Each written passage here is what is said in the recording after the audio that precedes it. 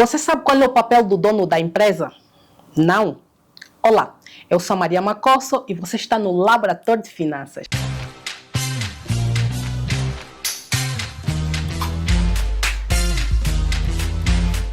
Este canal tem o patrocínio da Wiz Angola, que é uma fábrica de acessório e loja online. E também somos patrocinadas pela Clínica de Compras Fáceis, que é uma loja online de vendas de material eletrônicos e diversos. O nosso convidado de hoje é Alexandre Rodrigues. Ele que é empresário, ele que é palestrante e vai nos ajudar a entender qual é o papel então do dono da empresa. Alexandre Rodrigues, muito obrigada por ter aceito o nosso convite de vir falar e nos ensinar o papel do dono da empresa.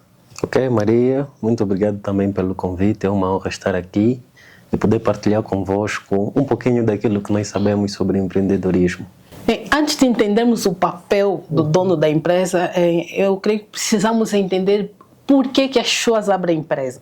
Ok, certo, Maria. O que acontece? A entrada do empreendedorismo, muitas das vezes, não está ligado principalmente à questão de empreender. A entrada de muitos profissionais na área do empreendedorismo está ligada às suas necessidades, pode ser pessoais ou profissionais, porque nós analisamos e vemos que a maior parte do pessoal que entra na área do empreendedorismo, o que é que eles faziam antes? E em que área eles realmente atuavam? E que parte técnica eles entendem sobre um determinado de uma determinada área, certo? Porque se nós analisarmos, vemos que alguém que entende sobre mecânica, muitas das vezes decide abrir a sua oficina. Para quem entende sobre cabeleireiro, decide abrir o seu salão de beleza. E a parte técnica é que impulsiona as pessoas a realmente abrirem uma determinada empresa. Mas de salientar que a parte técnica, muitas das vezes, não tem o poder suficiente para entender sobre um determinado negócio. Ou seja, se eu entender sobre mecânica, muitas das vezes eu não tenho o poder ou o conhecimento suficiente para gerir uma oficina. Às vezes eu só entendo parte daquilo. E o que motiva as pessoas a entrarem, principalmente na área de empreendedorismo e abertura de empresas, tem a ver principalmente com objetivos pessoais e um conhecimento técnico que eles conhecem. Então, qual é o papel do dono da empresa no meio desse processo? Bem, falar sobre o papel do dono da empresa, eu vou só realçar aqui um detalhe. É que muitas empresas atualmente, nós vemos que alguém está a ficar um pouquinho maluco por conta daquilo que é a dinâmica do dia a dia. Por quê? Os donos das empresas, principalmente na nossa realidade, nós vimos que eles abrem a empresa por um lado técnico, mas que depois têm que fazer alguns trabalhos que eles nunca fizeram na vida deles. Imagina, eu sou cabeleireiro, mas depois tenho que pagar imposto, depois tenho que tratar de recursos humanos, depois tenho que saber negociar com fornecedores e coisas de gênero. E se nós falarmos do papel do dono da empresa, tem dois principais papéis e que muitas das vezes nos esquecemos, que é fazer a empresa crescer e desenvolver o time. Ou seja, pessoas têm que ter capacidade de pegar na sua pequena empresa e fazer dela um grande império, como a maioria sonha, mas também tu tens que ter a capacidade de saber ensinar, porque tu não faz tudo conforme muita gente faz, né, dentro das suas empresas. Ele é que é o RH, ele é que trata das finanças, ele que trabalha com os fornecedores, é que faz as vendas e marketing e assim em diante. Então, resumindo, o papel do dono da empresa está intrinsecamente ligado àquilo que é o crescimento da própria empresa e o desenvolvimento do seu time. De modo que esse mesmo negócio seja funcional. Porque nós vamos analisar e vemos que a maior parte das empresas em Angola não funcionam. Por que eu digo que não funciona? Okay. Porque se o dono para, a empresa para. Nós vemos empresas que quando o dono não está, aquilo simplesmente não funciona. Então nós precisamos analisar qual é o real papel do dono para depois nós conseguirmos criar uma empresa que seja sustentável. Porque se tu criares uma empresa que só funciona quando estás e quando não estás ela não funciona, essa empresa é descartável. Ok. falou das empresas que param ou deixam de funcionar quando os donos não estão presentes, ficam doentes, morrem ou viajam, né? Certo. Realmente faz sentido essa separação do papel do que o dono da empresa tem que exercer dentro da empresa. Mas eu fico a me perguntar, tem aquelas empresas que estão na fase inicial, né? E numa fase inicial da empresa, às vezes temos aquela tendência de sermos um faz-tudo, conforme mencionou no início. Certo. Somos os recursos humanos, somos da área técnica, somos o faxineiro, somos os contabilistas, somos os negociadores de fornecedores. E acabamos fazendo isso tudo numa fase, às vezes, inicial da empresa. Né? Será que mesmo na fase inicial da empresa eu tenho que ter já esse cuidado da separação? Como é que eu poderia fazer essa separação, caso for a resposta for sim? Como é que eu faria, né, nesse processo? Ok, a questão da separação, né? Inicialmente eu expliquei os motivos que levam as pessoas a abrirem a empresa, né? E se for pelo motivo técnico, isso é uma das coisas que eu fui estudando e analisei, nós já começamos pelo ponto errado, pelo facto de nós sabemos fazer alguma coisa. Claro, isso é o nosso contexto e nós aceitamos e está tudo bem.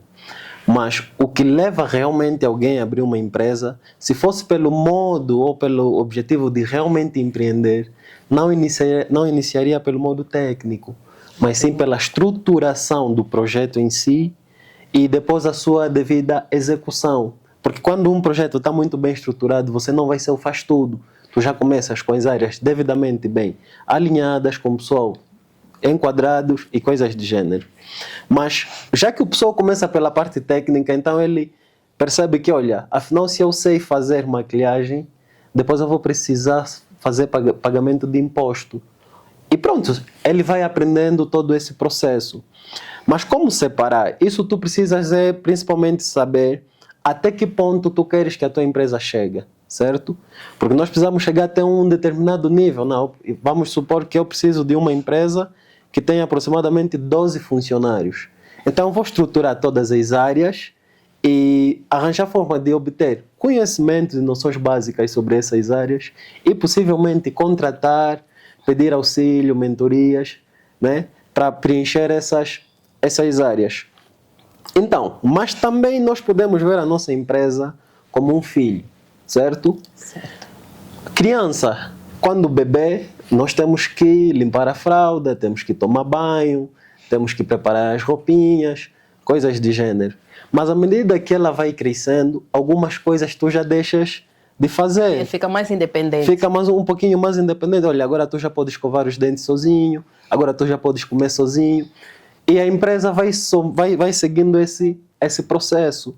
Porque existem coisas que tu realmente tens que parar de fazer para que uma outra pessoa consiga dar sequências de outras áreas do trabalho, né? Suponhamos que se tu anteriormente é quem limpavas, podes contratar alguém para limpar 1, 2, 3 vezes por semana e coisas de gênero. Mas é necessário que nós percebamos o crescimento e o processo da nossa empresa, porque se tu começaste a fazer tudo no princípio, ok, está tudo bem, percebes que não, como não tenho recursos talvez para pagar alguém, eu serei o faz tudo. Mas é importante que tu percebas que a empresa também está a crescer. Certo. Porque existem pessoas que a empresa realmente cresceu, mas ainda eles tratam como se fossem bebês. Ok. Né? Contratou funcionário, mas ele faz tudo. Tem uma equipa, mas ainda assim está metido em todas as áreas. Também delegar também ajuda tanto você como dono da empresa a crescer, como também ajudar a empresa a crescer. Exatamente. E a questão da delegação é que leva à questão do desenvolvimento da equipa. Por isso que eu disse inicialmente, o papel principalmente do dono tem fazer a empresa crescer e desenvolver o time. Okay. Então, ao desenvolver o time, você tem que passar a dar determinadas responsabilidades. Você tem que passar a instruir e depois cobrar, porque nós às vezes vemos alguns donos que cobram tanto, mas não instruem quase nada. Ok. Então é esse detalhe que nós precisamos prestar atenção, principalmente na parte inicial. É tu perceberes, ok, estou no princípio, faço tudo, mas depois de 4, 6, 8, 10 meses, será que vais continuar a ser o faz tudo? Tens razão, depois fica complicado mesmo de dar aquele espaço para crescimento, mas também é importante termos na nossa equipe, nesse processo, pessoas que realmente venham te ajudar, né? Imagine que eu quero deixar de ser o faz-tudo da empresa, certo. Quero fazer o papel do dono da empresa. Se também não tiver um time que me ajude a crescer nesse nível, creio que também ali já complica eu exercer o meu papel do dono da empresa. Certo. Por isso que, né? Quem é o dono? Sou eu, certo? Certo. Então, se eu sou o dono, eu decido quem entra, quem sai. Exato. Se eu sou o dono, eu decido quem, ou que tipo de pessoa eu quero ter dentro da minha empresa e que tipo de pessoas eu não quero ter. E disso que a empresa é o reflexo do dono. Porque se o dono for organizado, tu vais ter uma empresa organizada. Se o dono for desorganizado, tu vais ter uma empresa desorganizada. Então, e só que isso também é um dos fatores que mata muitos empresários. O que é que acontece? Eles tornam-se, ou seja, as suas empresas tornam-se extensão deles, né? Ou seja, eles pessoalizam a empresa. Você vê que tudo, mas tudo passa por ele, ou quase tudo ele é que faz. Então, ao pessoalizares a tua empresa, tu não dás brechas ou não dás a oportunidade de outras pessoas poderem entrar, aprender, se desenvolver, crescer, criarem aí as suas carreiras e assim em diante. Então, a pessoalização da empresa, ou principalmente de determinados cargos, é que faz com que não haja essa abertura e não haja esse crescimento. Ok. Gostaria de deixar um conselho para as pessoas que estão a criar a empresa agora, estão a entrar no mundo de negócio, ou até que já têm empresa, mas hoje ainda não exercem o papel do dono da empresa. Qual é o conselho que gostaria de nos deixar? Bem, conselho como tal, eu diria que o que é que acontece? As habilidades que te levam até um determinado nível não são as mesmas que te levam talvez a um nível superior. O que é que acontece? Se tu aprendeste a vender, aprendeste a trabalhar, a fazer um determinado trabalho técnico e quiseres crescer a tua empresa, né? Ou seja, as habilidades que tu tens quando tens um funcionário não são as mesmas quando tu tens 4. E as habilidades que tu tens quando tens 4 não são as mesmas quando tu tens 10. Então, o que é que tu tens que fazer muitas das vezes? É procurar se capacitar o máximo possível para que tu consigas gerir uma empresa de 2, de 4, de 6, de 10 e assim em diante. A tua capacitação é que vai determinar muitas das vezes que tipo de empresa tu tens e que tipo de pessoa tu és.